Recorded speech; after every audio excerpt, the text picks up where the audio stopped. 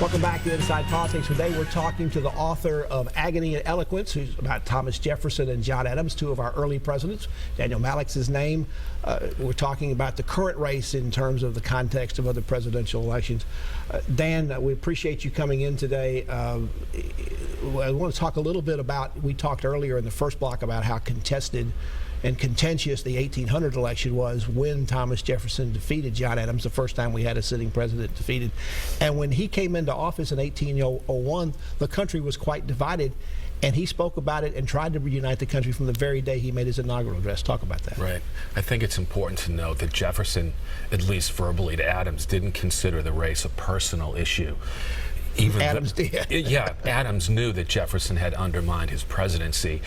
Adams had hoped and expected to win because he kept the country out of war with France. And Adams didn't even stay for the inauguration. He was so angry. He left and was not in the city when Jefferson was inaugurated. So how did Jefferson bring the country back together, or at least try to? During his inaugural address, his first inaugural address, he said, "We are all Democrats. We are all Federalists," in his address, and tried to build a consensus of unity, at least rhetorically.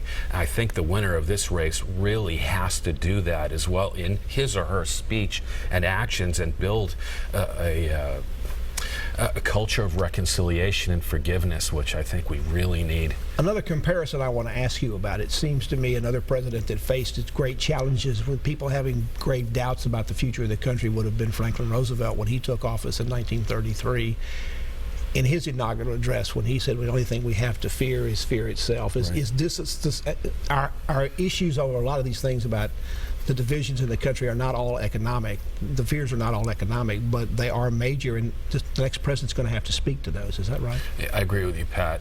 I think when part of the issue of the election is that institutions appear to be failing. For example, the healthcare reform is very troubled and seems to be collapsing. There's a lot of distrust and suspicion about government officials and institutions.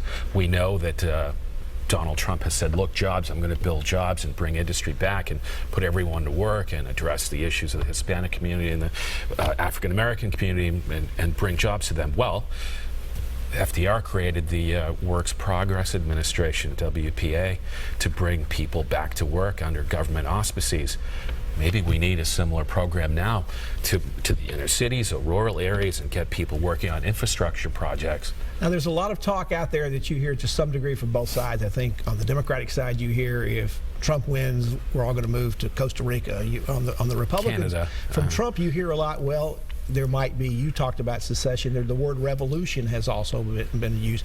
You have seen some of this firsthand, at least your wife did, just in terms of a casual conversation with a stranger at a local business. Yeah, I think the rhetoric is completely off the charts in this election cycle. I think folks are really riled up. And by way of illustration, this happened several days ago. My wife had one of those exploding phones, so she went to return it to a local business here in the city.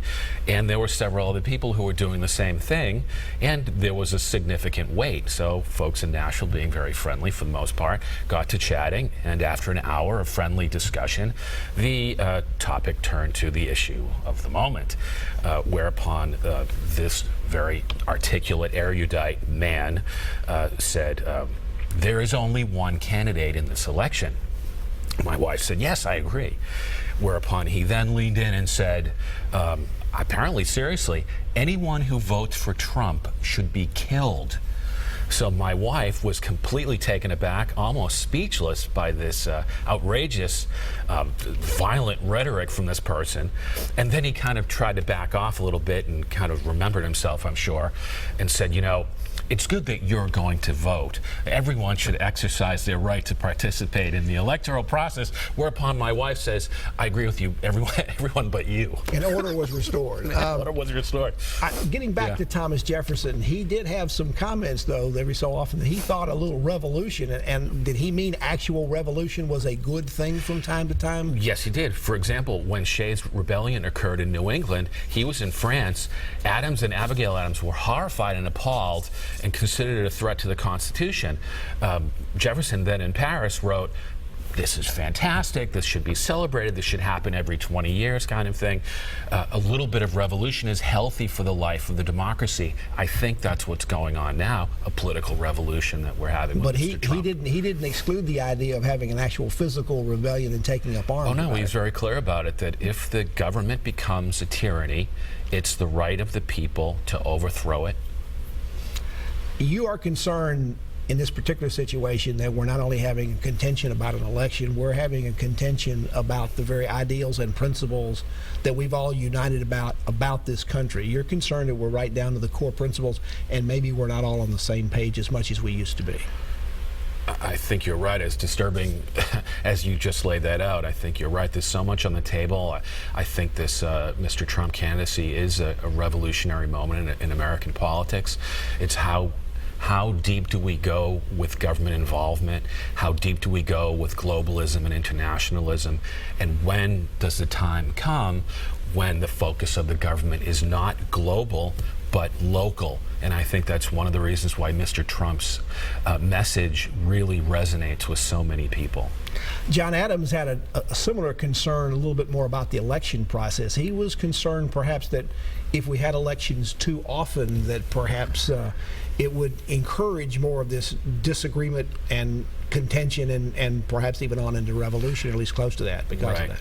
During Adams' term, the operatives of France, official and unofficial, were doing everything they could to foster a revolution here on the French model. And we had a quasi-war going with France during that time. Yes, we did. Mainly on the ocean with the Navy, which was very successful. Adams thought that he would be reelected because he kept the country out of a full war with France. And when he lost, he was very, very disappointed, angry that he wasn't given the reward.